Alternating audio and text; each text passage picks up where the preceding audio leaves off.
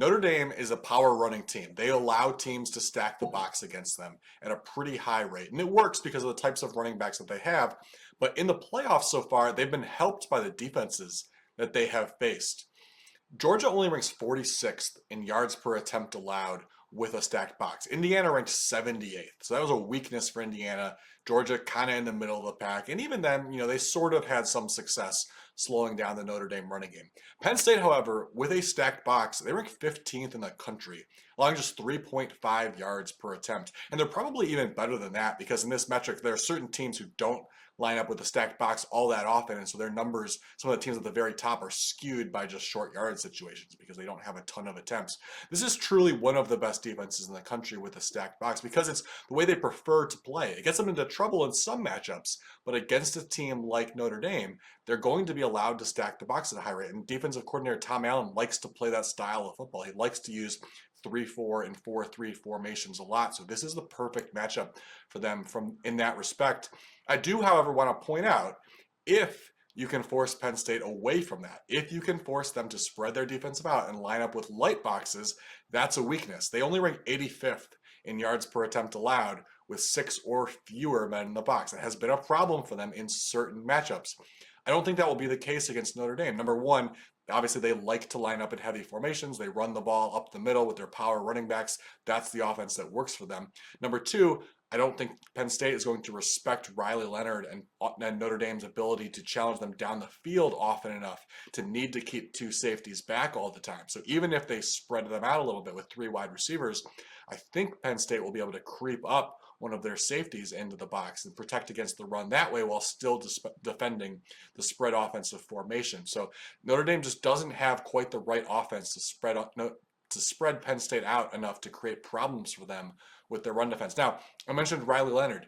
You do have to respect Riley Leonard in the run game. He was able to cause problems for Georgia last week. He had 91 rushing yards in that game, excluding sacks. So he is a threat in certain matchups. But again, Penn State's defense in this area, at least, is better than Georgia's. In terms of opponent-adjusted rushing yards allowed to quarterbacks, we've got to use opponent-adjusted stats in this metric because the quarterback you're facing obviously plays a huge role in the amount of yardage you're going to give up. So opponent-adjusted rushing yards allowed to quarterbacks, Georgia ranks 80th.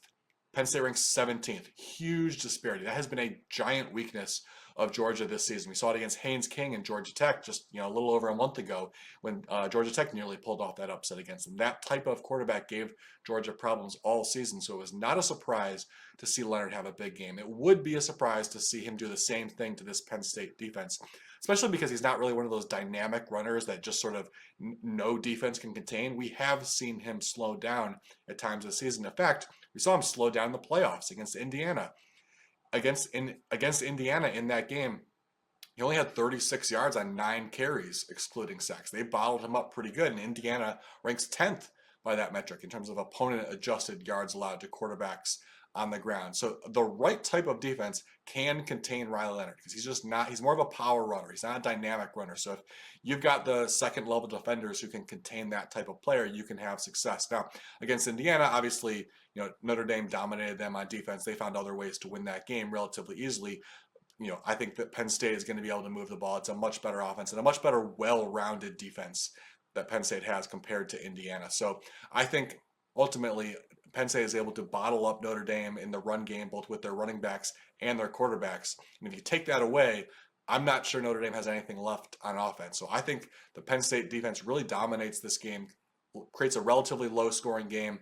And in the battle of the quarterbacks in a low-scoring game, if someone has to make a play late, give me Drew Aller all day. So I think Penn State ekes this one out in a close, low-scoring game. I like Penn State to advance the national championship game. All right, so there you go. Ryan McCrystal is making one Ray Summerland, who is our site editor and a massive Penn State fan, very happy because he believes that Penn State is going to pull the outright upset over the Fighting Irish and advance to the national championship game. So that's Thursday night's best bet from Ryan McCrystal. Now, Friday night, we've got a game in Jerry's World.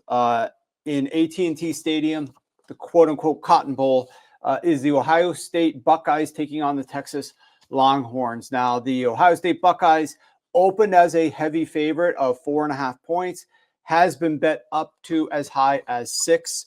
I'm actually seeing a book out in Vegas right now. This morning moved to 6.5.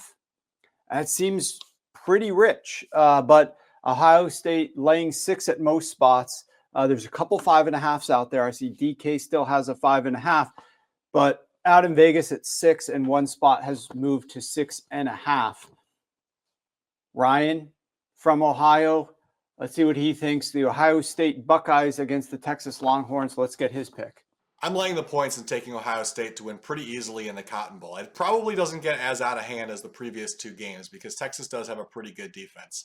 But I do think Ohio State ends up winning this game relatively easily because they're just playing at such an elite level on both sides of the ball. And I'll highlight a few specific areas. First, we got to start with the passing attack, obviously, because that's where the highlights have come from. Jeremiah Smith and Emeka Egbuka have been playing phenomenal. And Will Howard has been a huge part of that. He now leads the nation in completion rate at 15 or more yards downfield, and he's 12 of 17 at that depth in the playoff. That's just a ridiculous level to be completing downfield passes, especially going up against good defenses like Tennessee and Oregon. These are not the cupcakes of Ohio State's schedule, some of the lower level teams in the Big Ten. These are good defenses that they are just carving up downfield. And I think Texas isn't going to provide much more of a challenge because that has been one of the relative weaknesses of the Texas defense. On throws 15 or more yards downfield, Texas ranks 62nd in completion rate allowed. So this has been a very good Texas defense across the board, but this has been one of the areas that if you can protect your quarterback, you can attack the secondary downfield. And now, speaking of protecting the quarterback, I do also want to highlight Ohio State's offensive line because that is really the unit that has maybe gone under discussed over the past couple of weeks in terms of how they've been playing. Obviously, this was the biggest concern for Ohio State entering the playoffs. They lost left tackle Josh Simmons to an injury in that first Oregon game back in October. Then they lost center Seth McLaughlin to an injury. He ended up winning the Remington Award as the nation's best center. Simmons is a likely first-round pick in the upcoming NFL draft. Those are 2 huge losses on the offensive line, and there were concerns. I think one of the reasons why they didn't throw the ball more often in that Michigan game was they were worried about being able to protect Will Howard in that matchup. Well, they kind of threw caution to the wind with the rate that they've been throwing, and it's worked out. And it hasn't even just worked out to like a decent level, which is what you would hope for. They've been dominant in the offensive line. They allowed a 16% pressure rate against Tennessee. They allowed a 22% pressure rate against Oregon.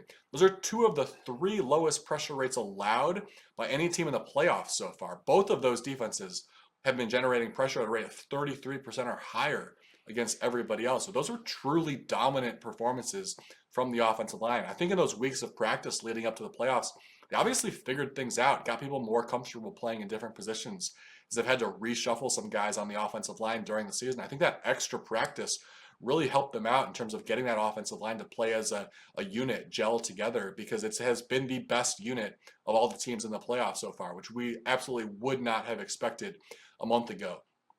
I also want to talk about Ohio State's defense because obviously the offense has gotten plenty of love over the past couple of weeks for the performances they've had, but the defense has been equally dominant. And I want to specifically talk about how they've been suffocating teams on early downs because I think that's one area where they're going to gain an advantage. Ohio State ranks 10th in the nation in 3rd and long rate this year. They're forcing teams into 3rd and 7 or longer on 29% of their set of downs. That was a big factor in that Oregon game in terms of them forcing Oregon into some 3 and outs early in the game, which contributed to just snowballing because Oregon just wasn't able to generate any kind of momentum to keep their defense off the field, which just allowed Ohio State to just keep pouring it on in that first half. They forced Oregon into 10 3rd and long situations in that game. Oregon was averaging just 4.2 per game all season long. A 10 was obviously their highest number on the season. And I think Ohio State can keep that up against Texas because, again, this is one of the areas that's been a weakness for the Longhorn. It's a bad matchup for Texas because there's just too many of these areas where one of their weaknesses matches up with an Ohio State strength. The Longhorns only rank 51st in 3rd and long avoidance. So you've got an Ohio State defense that is just dominating on early downs and forcing teams in these tough down and distance situations. And Texas hasn't been very good at avoiding those spots to begin with. So this has the potential to snowball on Texas exactly the same way it did against Oregon if they're not able to keep their offense on the field and just give their defense a breather, because Ohio State's offense, you're not going to stop them. It's not going to be a low-scoring game. The defense is going to get worn out at times. The offense has to avoid these 3rd and long situations for Texas to stand a chance, and I'm not so sure they're going to do it. So I think Ohio State ends up winning this game relatively easily. easily. As I said, probably not a blowout to this extreme that we saw in their first 2 games, because I do have a little more respect for Texas's defense than the other 2 that they have faced overall. But I do think Ohio State's offense just puts too many points on the board and ends up pulling away in the second half and advancing to the national championship game.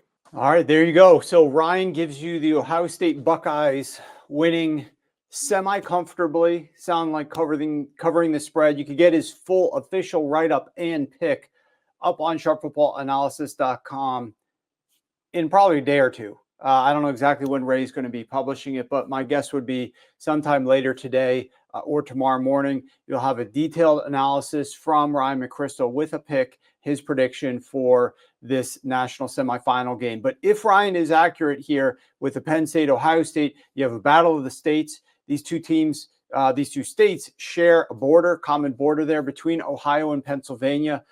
So that would be the national championship game in college football if Ryan is indeed correct with his expectations. But if you do want to follow along with his pick, make sure you check out sharpfootballanalysis.com in probably 24 hours, and you're going to be able to get the detailed write-up for that.